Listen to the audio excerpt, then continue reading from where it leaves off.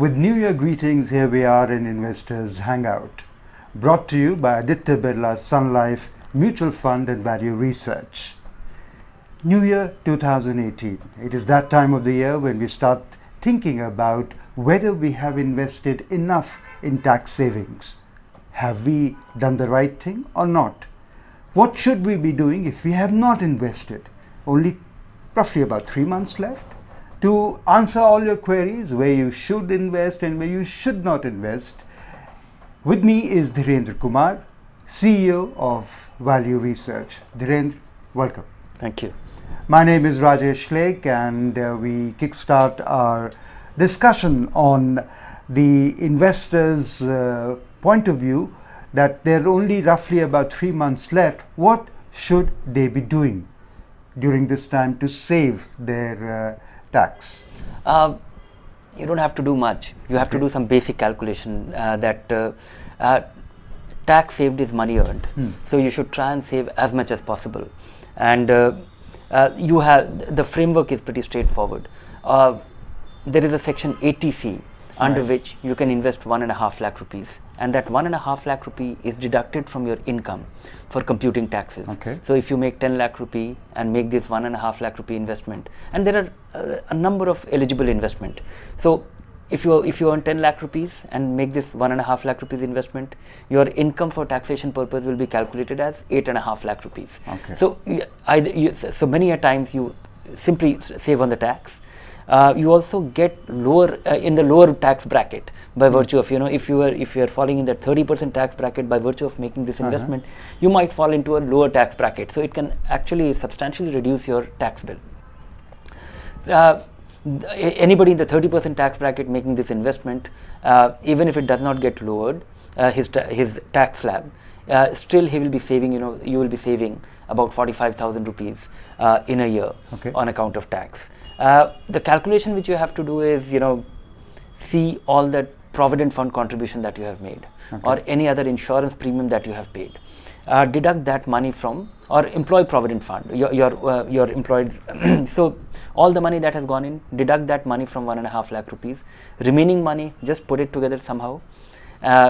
Need be borrow and invest that money, because you will be able to save the tax on the, try and avail this 1.5 lakh rupees entitlement which you get on account of 80C to the hilt.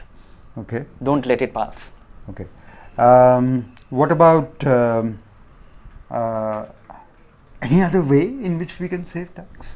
This all is done. Is there any way, another way that we can save tax? Yes, you have additional thing that 15,000 rupees. Of course, what you can do is do all this calculation. This 1.5 lakh rupee is one aspect. Then additional 50,000 rupee investment can be made in NPS, and that will also get you a tax break, additional tax break. But I would say that it is avoidable, because right now the structure of NPS is such that the cost of not making that investment will translate into something like 15,000 rupees taxes. And if you invest that money in equity, because NPS is not all equity, so the potential of ELSS is that the tax saving fund which you should be investing in. The promise is that it's the only tax saving investment option which is all equity. All other options are either fixed income or hybrids. The ULIPs, the insurance linked unit linked insurance plans, or the PPF, NSC, or the 5-year bank deposit. They are all fixed income. They will give you a guaranteed return. There is no upside, and even the return that you will get will be taxable. In this case, what happens is the money that you invest today will get you the tax break. The return that you will get will also be completely tax free.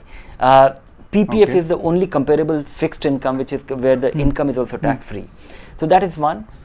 Apart from this, you can make 15,000 rupee investment. If you are spending up to 15,000 rupees on account of health insurance, the Mediclaim, that is also an eligible deductible. So this is over and above 1.5 that you have to. You mentioned about what one should be doing.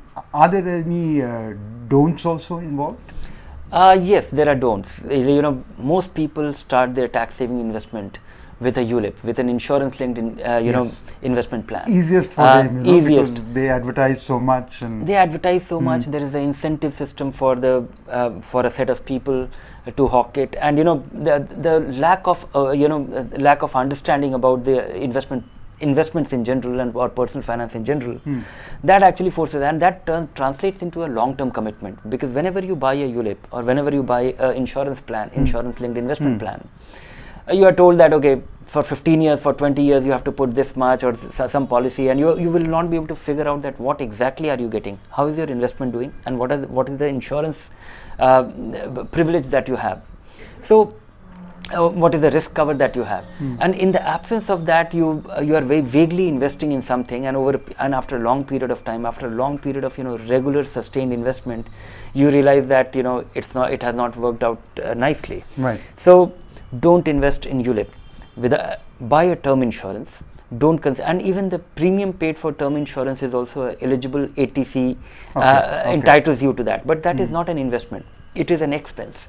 Don't buy ULIP. Also, don't consider. A lot of people think that they have to be risk averse, or they are risk averse. Or India has been a fixed income country. So the belief in PPF or the belief in National Savings Certificate or a 5-year deposit, it looks safe, but it is actually not safe, because you may not be able to beat inflation. And when you are getting stuck, because all tax saving investment comes with a lock-in, it's not a liquid investment. So when you are getting locked in, the advantage of making investment in a market linked investment is that if you are able to average it, invest for the long run. So these are the essential variables which you have to comply with anyway. So why not go for equity and optimize your return, or maybe maximize your return?